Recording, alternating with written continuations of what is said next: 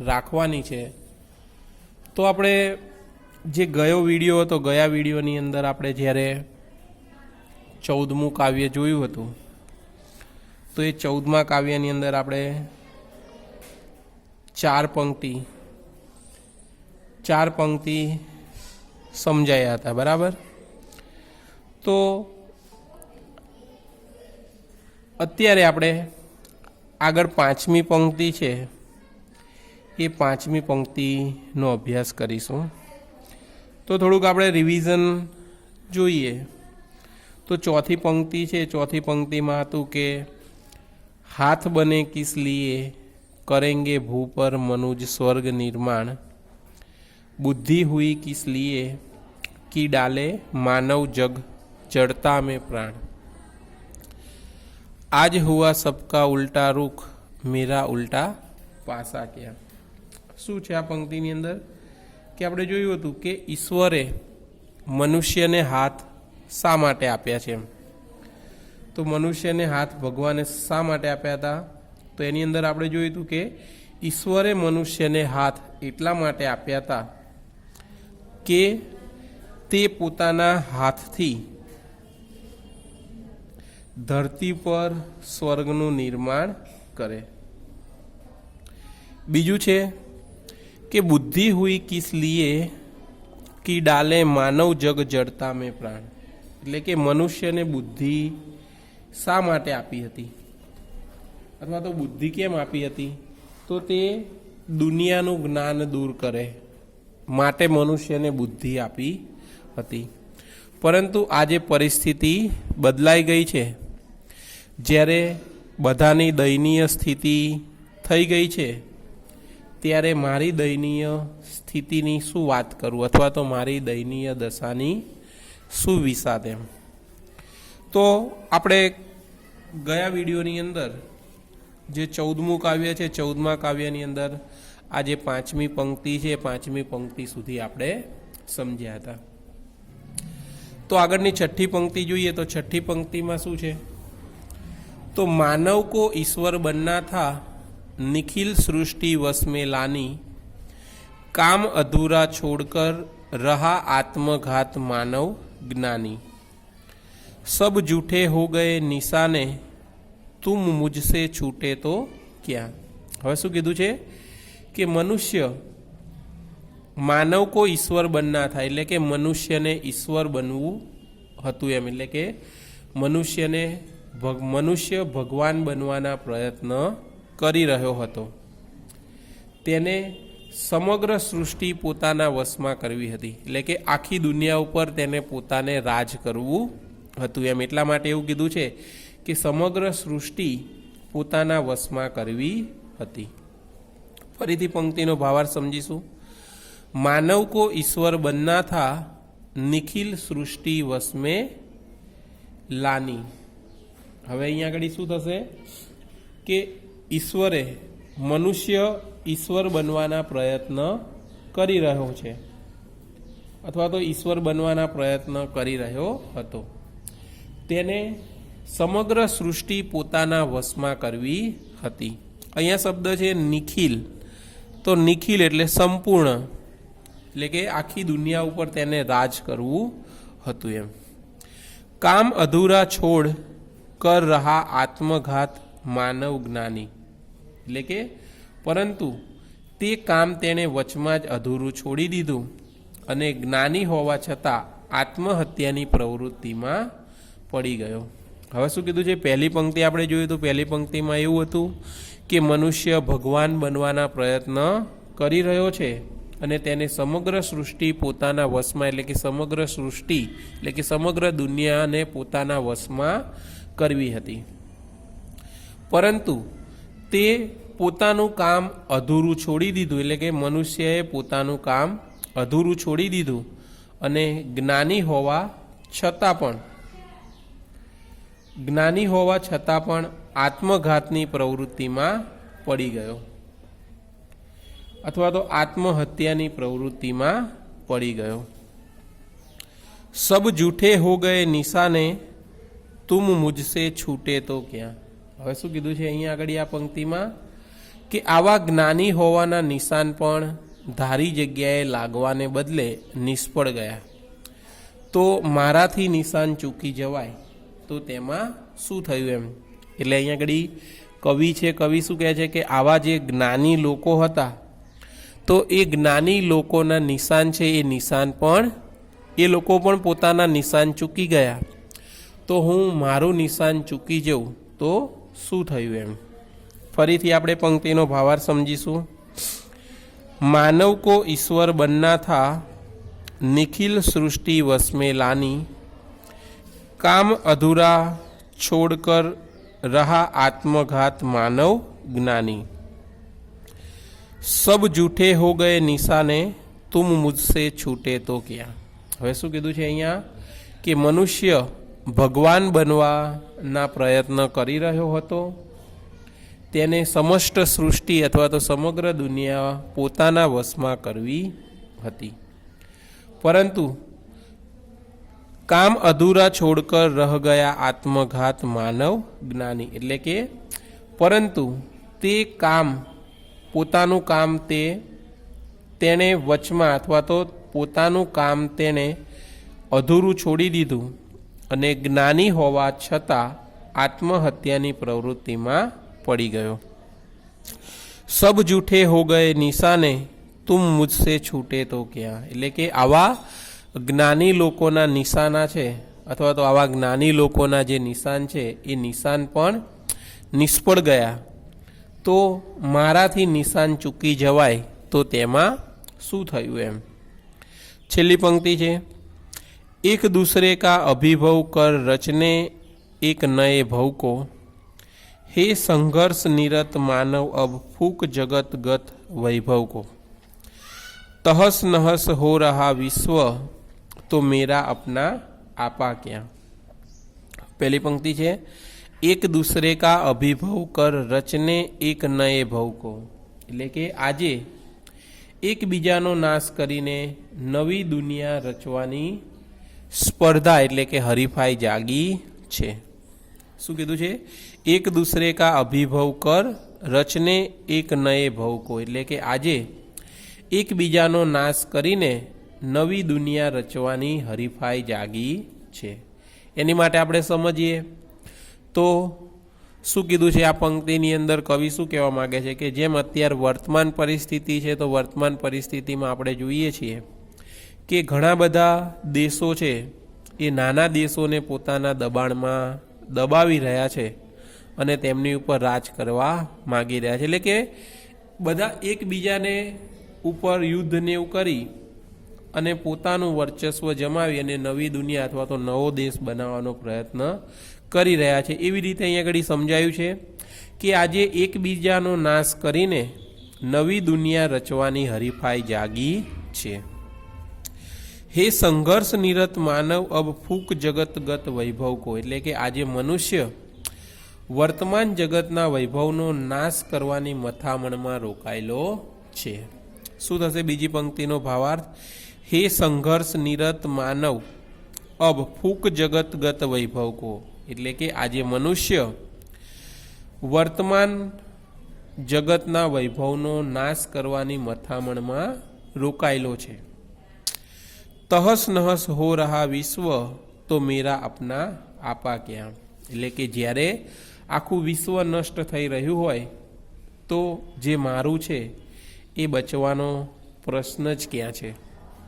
એટલે કે જ્યારે આવી રીતે આખી દુનિયાની અંદર બધા યુદ્ધ ને એવું બધું થાય છે અને દુનિયાના ઘણા બધા દેશો નાશ થઈ છે, ઘણા બધા માણસોનું મૃત્યુ થઈ જાય છે અથવા તો કુદરતી આપત્તિ ને એવું આવે છે, બરાબર, તો એની અંદર શું થાય છે કે ઘણા બધા મનુષ્યનું મૃત્યુ થઈ જાય છે. એટલે કે આખું વિશ્વ છે, વિશ્વ નષ્ટ થઈ રહ્યું છે, તો જે મારું છે એ બચવાનો પ્રશ્ન ક્યાં છે એમ એવું કવિ છે, કવિ અહીંયા કહે છે.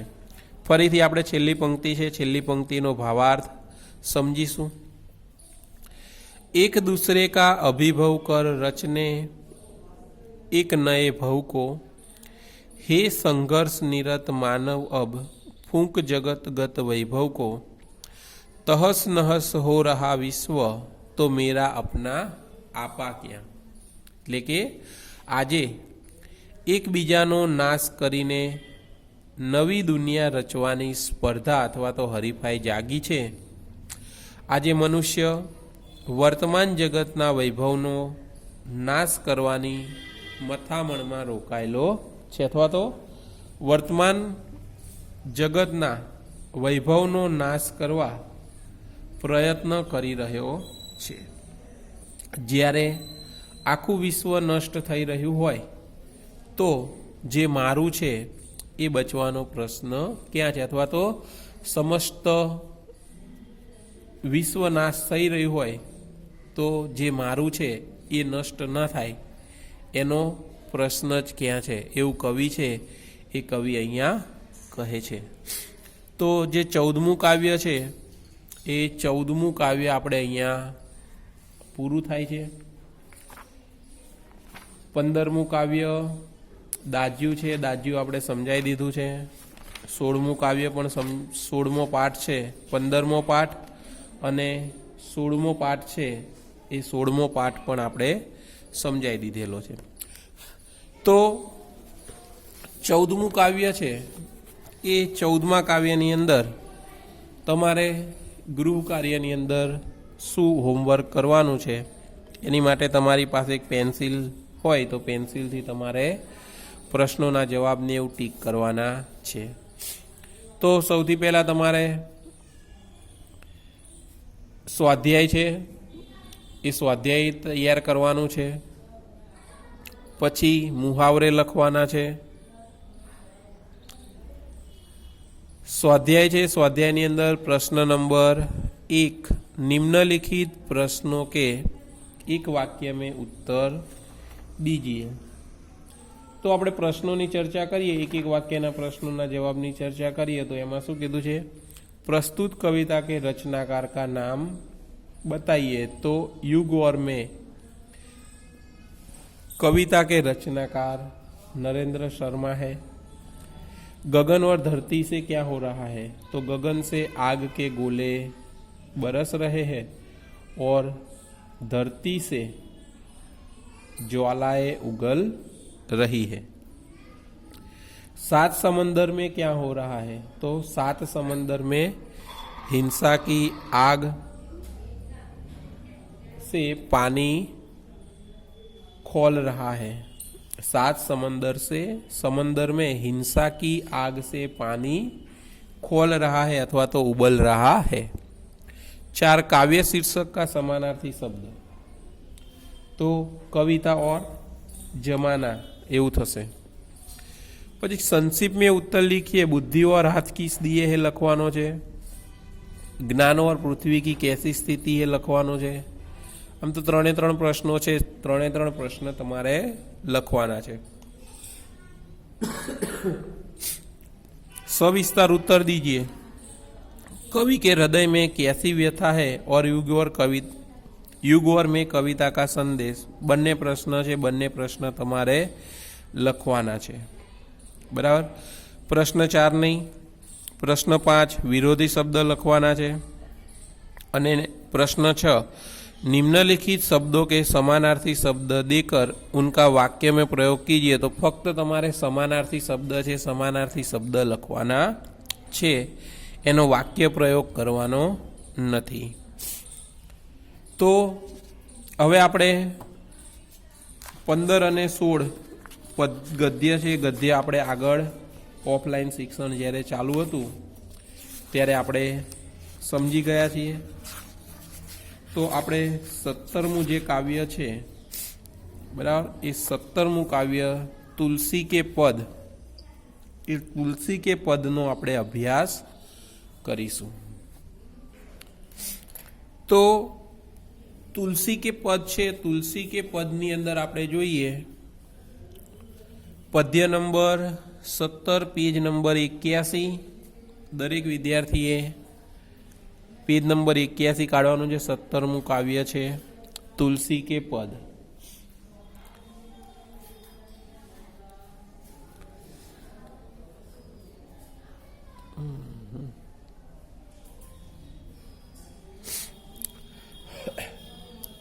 तुलसी के पद છે, तुलसी के पद આપણે કદાચ સમજાવી દીધેલું છે।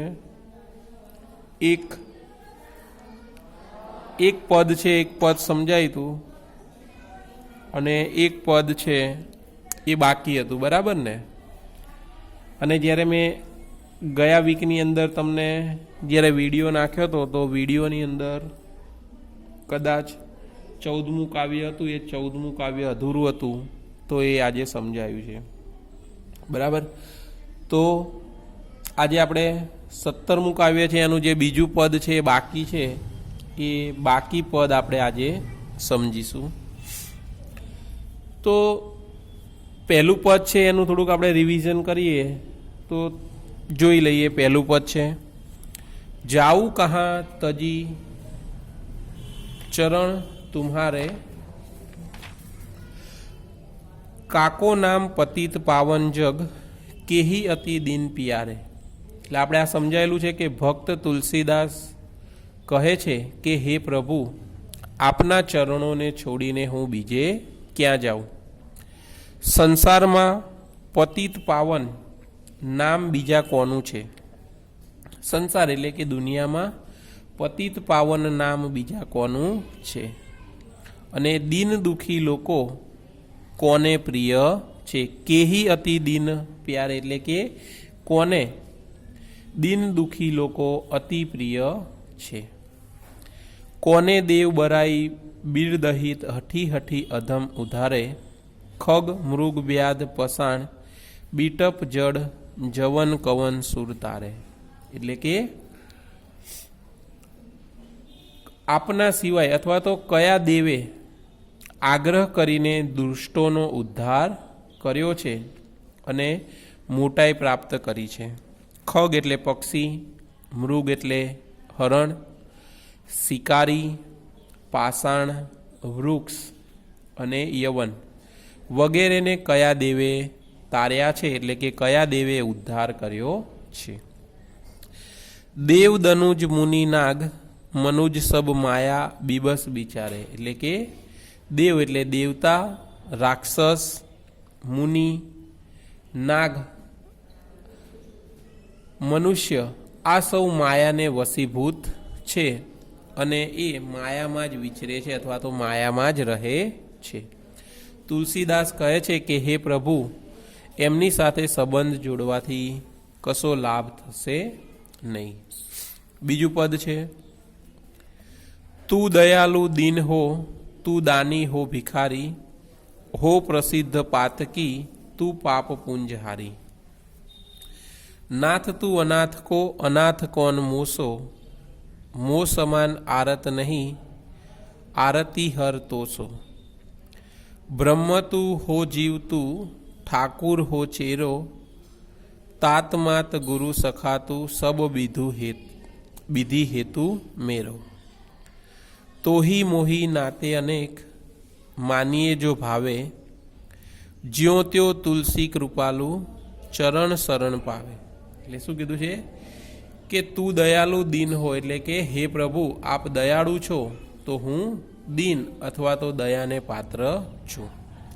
આપ દાની છો તો હું ભિખારી છું।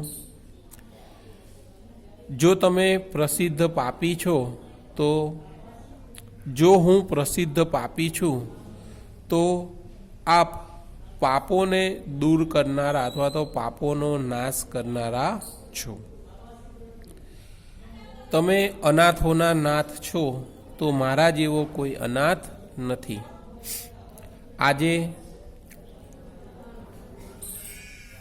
મારા જેવો અહીં આપ્યું છે મો સમાન આરત નહીં આરતી હર તોસો, એટલે કે મારા જેવો કોઈ દુઃખી નથી અને આપ જેવો કોઈ દુઃખ હરનાર નથી।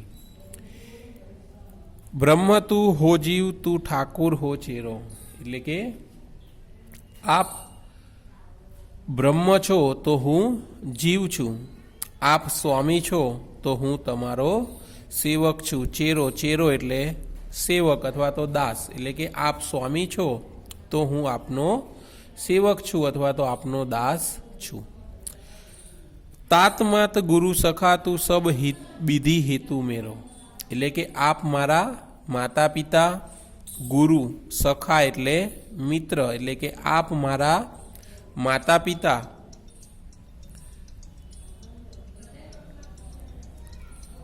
આપ મારા માતા પિતા,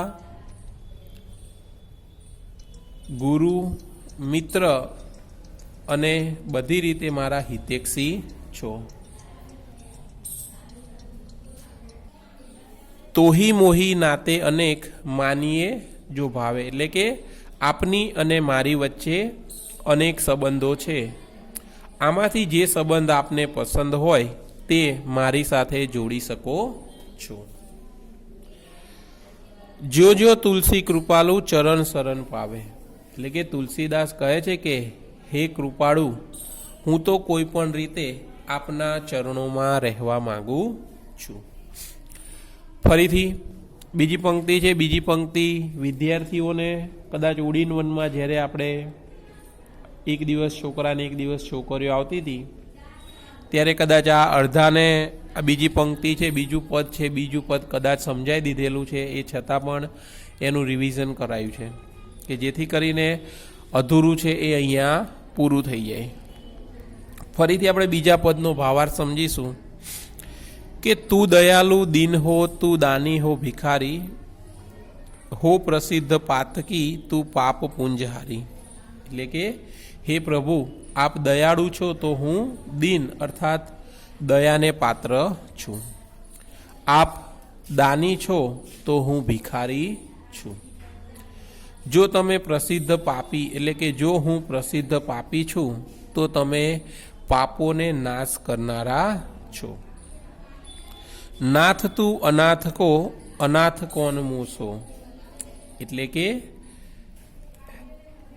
જો તમે અનાથોના નાથ છો તો મારા જેવો કોઈ અનાથ નથી. મો સમાન આરત નહીં, આરતી હરતોસો, બ્રહ્મ તું હો જીવ, તું ઠાકુર હો ચેરો.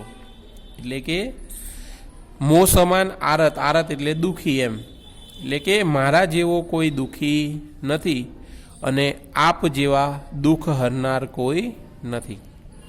હે પ્રભુ, આપ બ્રહ્મ છો તો હું જીવ છું. જીવ એટલે આત્મા, એટલે એવું કીધું છે કે આપ બ્રહ્મ છો તો હું જીવ છું.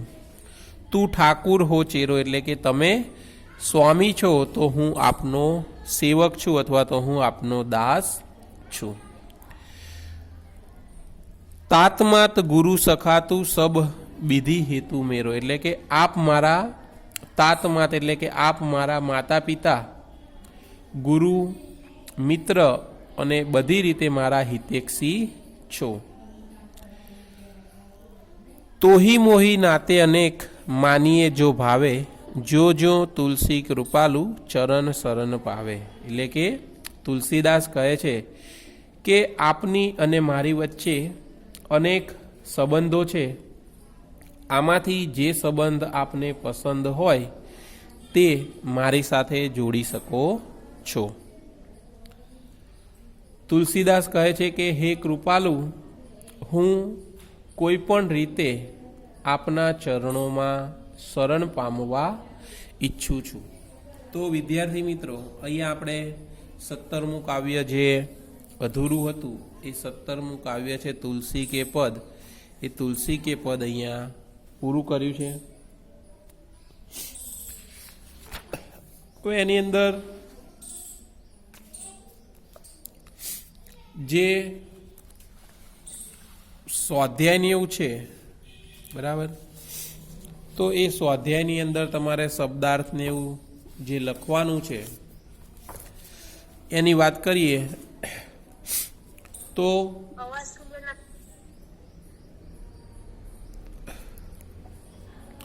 શબ્દાર્થ છે, શબ્દાર્થ તમારે એકવાર લખવાના છે.